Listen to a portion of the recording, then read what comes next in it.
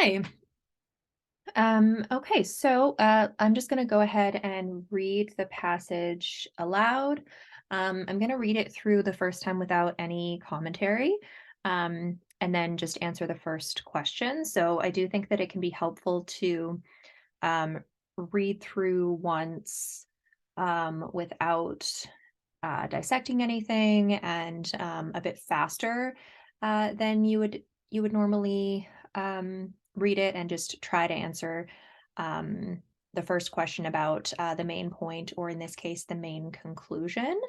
Um, yeah, so kind of a broader view of the passage, and then you can read through a second time um, to see if you can kind of pick out more details and go on to the rest of the questions. In this case, we're going to have 8 questions to do. Okay, so reading through the first time without stopping. Wherever the crime novels of P.D. James are discussed by critics, there is a tendency on the one hand to exaggerate her merits, and on the other hand to castigate her as a genre writer who is getting above herself. Perhaps underlying the debate is that familiar false opposition set up between different kinds of fiction, according to which enjoyable novels are held to be somehow slightly lowbrow, and a novel is not considered true literature unless it is a tiny bit dull.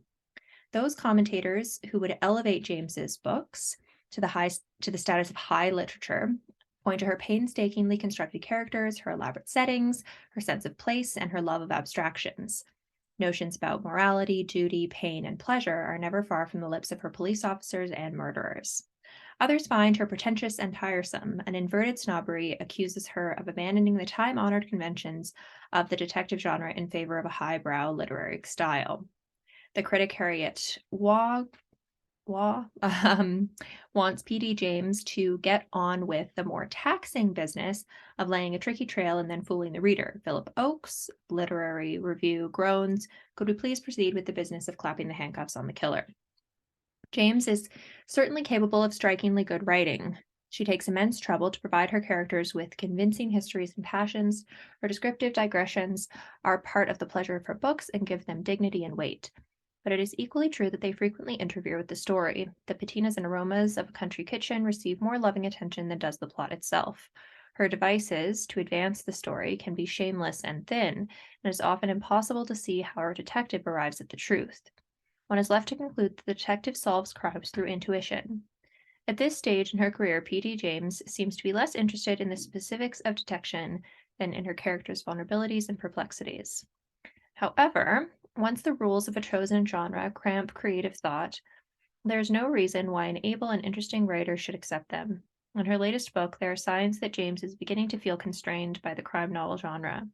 Here, her determination to leave areas of ambiguity in the solution of the crime and to distribute guilt among the murderer, victim, and bystanders points to a conscious rebellion against the traditional neatness of detective fiction. It is fashionable, though reprehensible, for one writer to prescribe to another. But perhaps the time has come for P.D. James to slide out of her handcuffs and stride into the territory of the mainstream novel. Okay. What's the author's main conclusion? Because P.D. James' potential as a writer is stifled by her chosen genre, she should turn her talents toward writing mainstream novels. So that is very much what this last bit of the last paragraph is saying. It does seem that like everything is leading us to that point. So I really like A. B, because the requirements of the popular novel are incompatible with true creative expression, P.D. James's promise as a serious author has been diminished. I don't like that. It's the genre, right? The genre that is an issue, right? And there's a rebellion against detective fiction. And then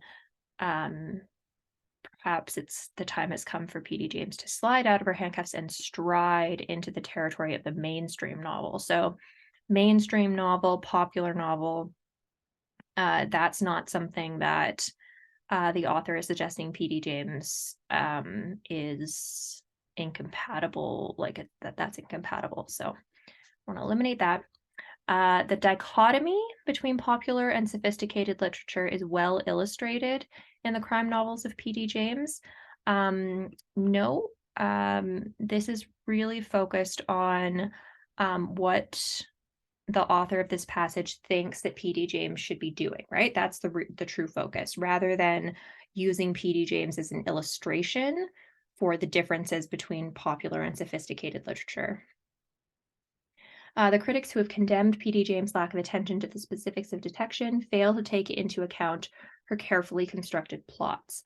I would actually take issue with the carefully constructed plots part, because it seems like the author of this passage doesn't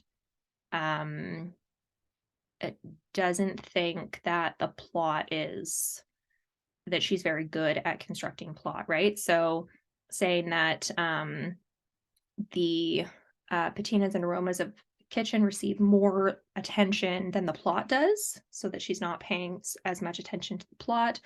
Her devices to advance the story are shameless and thin, so those devices being, plot devices, plot points, and that the detective, like, we don't know how the detective solved the crime. Yeah, so I wouldn't, yeah, carefully constructed plots, I don't really see that being the issue. Certainly the characters, right? Carefully constructed, but plots not so much. Although her plots are not always neatly resolved, the beauty of her descriptive passages justifies P.D. James's decision to write in the crime novel genre. No, so the author doesn't think that P.D. James should continue to write in the crime novel genre, actually, but leave it behind and start writing mainstream novels. So the author would not agree that,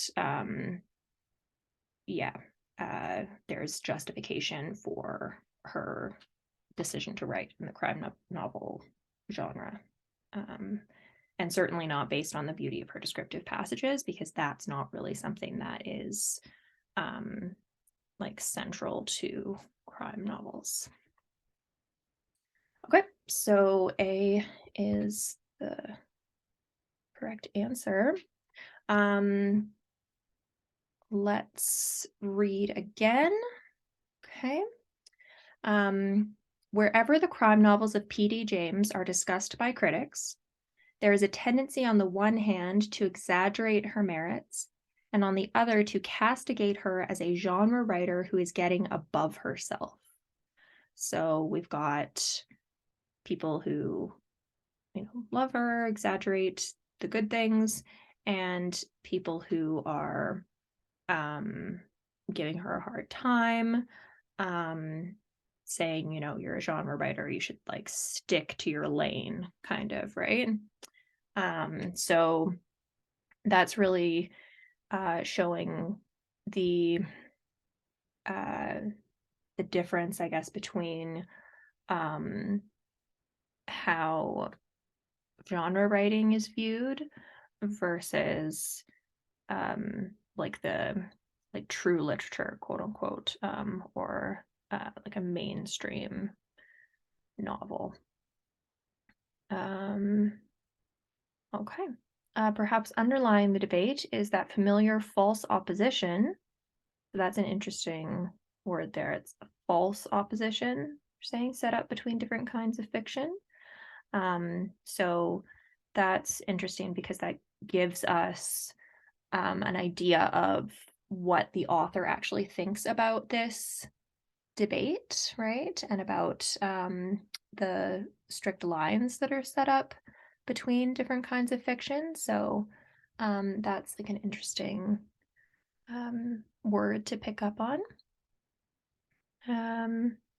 Okay, and then enjoyable, goes with lowbrow, and true literature is associated with actually being a bit dull, so like not being as enjoyable. So P.D. James's books, we'll see kind of have a bit of both, right? Like trying to kind of fit into that enjoyable genre fiction, crime, detective, mystery sort of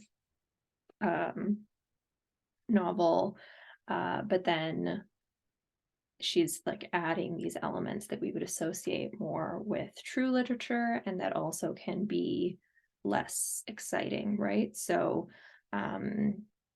like we see that some people find her tiresome, right?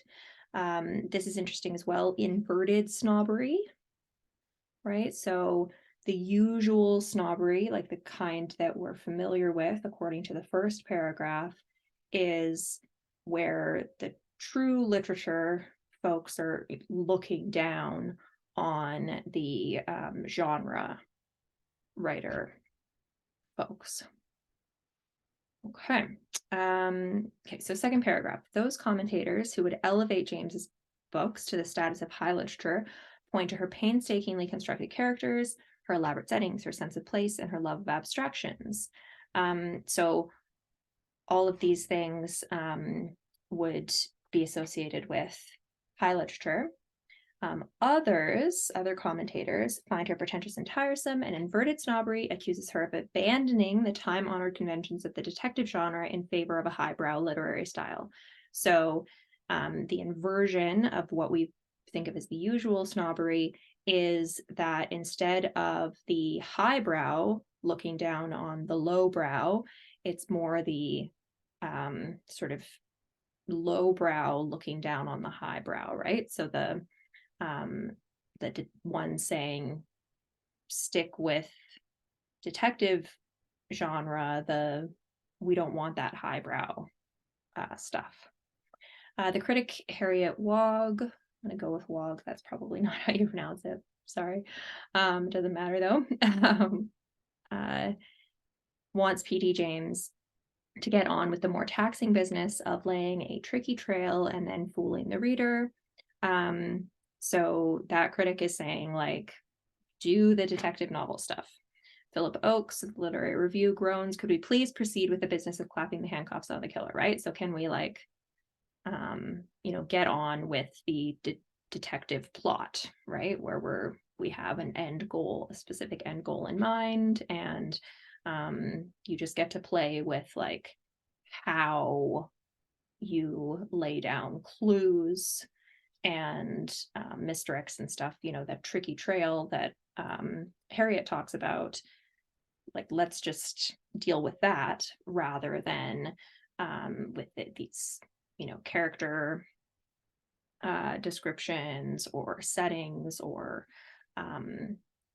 abstractions, morality, duty, pain, pleasure, all that kind of stuff, right? Like, can we just not get too deep about it, I guess. Okay. Sorry, I need to investigate what that sound was. But I'll be back. So just go ahead and check out part 2.